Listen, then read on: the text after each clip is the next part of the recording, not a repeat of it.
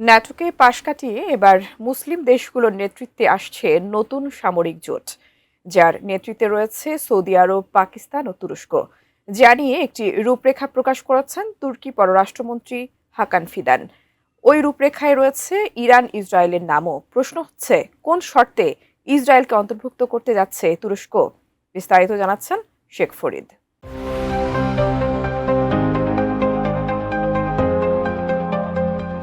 পাকিস্তান থেকে পারস্য উপসাগর পর্যন্ত একটি নতুন আঞ্চলিক নিরাপত্তা কাঠামোর রূপরেখা দিয়েছেন তুরস্কের পররাষ্ট্রমন্ত্রী হাকান ফিদান। তিনি জানিয়েছেন, পাকিস্তান, সৌদি আরব, তুরস্ক ও মিশরের মধ্যে পারস্পরিক প্রতিরক্ষা সংক্রান্ত যে জোটের আলোচনা চলছে, ভবিষ্যতে তাতে যোগ দিতে পারে ইরান ও ইসরায়েলও। তবে ইসরায়েলকে মানতে হবে বিশেষ এক শর্ত। সম্প্রতি জাপানি সংবাদ মাধ্যম নিক্কেই এশিয়াকে দেওয়া এক সাক্ষাৎকারে ফিদান ভূরাজনৈতিক অনিশ্চয়তা এবং যুক্তরাষ্ট্রের আমেরিকা ফার্স্ট নীতির দিকে ঝুঁকে পড়ার প্রেক্ষাপটে মধ্যম শক্তিধর দেশগুলোর মধ্যে ঘনিষ্ঠ সহযোগিতার আহ্বান জানান। তিনি বলেন, তুরস্ক, জাপান, দক্ষিণ কোরিয়া, সৌদি আরব, জার্মানি, ফ্রান্স এবং যুক্তরাজ্যের মতো মধ্যম শক্তির দেশগুলোর আরো ঘনিষ্ঠভাবে সহযোগিতা করা প্রয়োজন।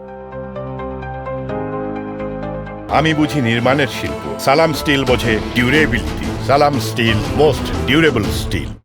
বর্তমান দায়িত্ব নেওয়ার আগে এক দশকের বেশি সময় ধরে তুরস্কের জাতীয় গোয়েন্দা সংস্থা MITর প্রধান হিসেবে দায়িত্ব পালন করেন ফিদান।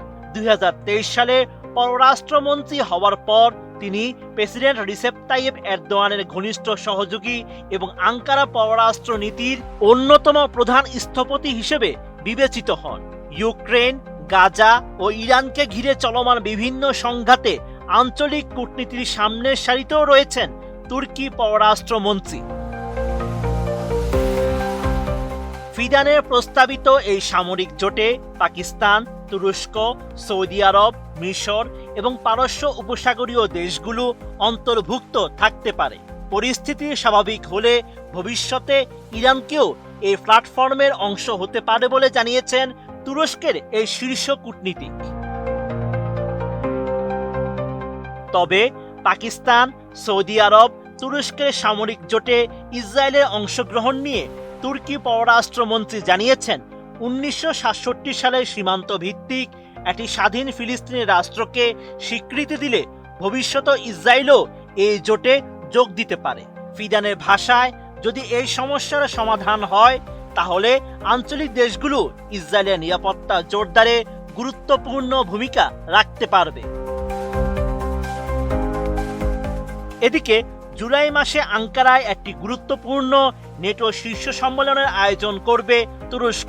ওই সাক্ষাৎকারে ফিদান জানান, সব মিত্রদের সম্মত হলে জাপান, দক্ষিণ কোরিয়া, অস্ট্রেলিয়া ও নিউজিল্যান্ডের মতো নেটোর ইন্দো প্যাসিফিক অংশীদার দেশগুলোর নেতা ও প্রতিরক্ষা মন্ত্রীদের আমন্ত্রণ জানাতে চায় তুরস্ক। এছাড়াও নেটোর মহাসচিব মার্ক রুটের সঙ্গে মিলে সম্মেলনের কর্মসূচি চূড়ান্ত করা কাজ করছে এরদোয়ান সরকার। Sheikh Farid, ATN news.